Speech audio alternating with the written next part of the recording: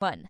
The fragility of life and the illusion of control. Philosophically, such an accident strikes at the heart of human illusion, the belief that we control our tomorrows.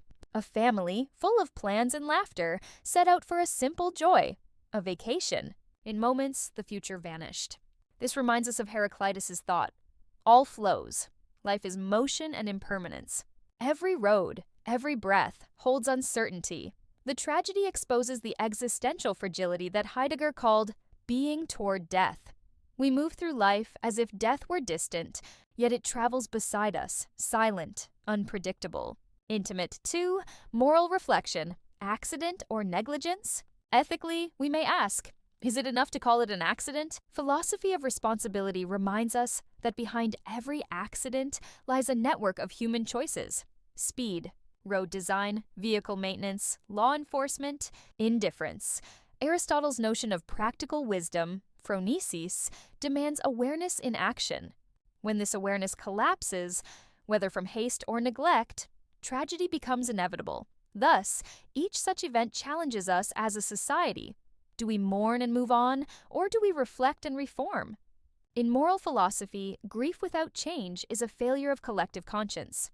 The suffering of innocence, the loss of 4 women and a child, confronts one of philosophy's oldest dilemmas, the problem of evil. Why do the innocent suffer? Why should joy turn to ruin in a blink? Leibniz called this the best of all possible worlds, arguing that suffering serves hidden purposes in divine order. Camus, in contrast, rejected that comfort. In the myth of Sisyphus, he saw life's absurdity not as something to solve, but to endure with dignity. We may not find meaning in the accident itself, but we may create meaning in our response, through compassion, reform, and remembrance. The ethics of memory philosophy teaches that remembering the dead is not mere emotion. It is an ethical act. To forget is to let meaningless randomness rule the moral universe. To remember is to affirm that human life has worth, even when cut short. This family's journey ended abruptly, but their story can awaken in others a renewed reverence for life, the humility of being mortal. From tragedy to awareness, each road accident is both a private grief and a public mirror.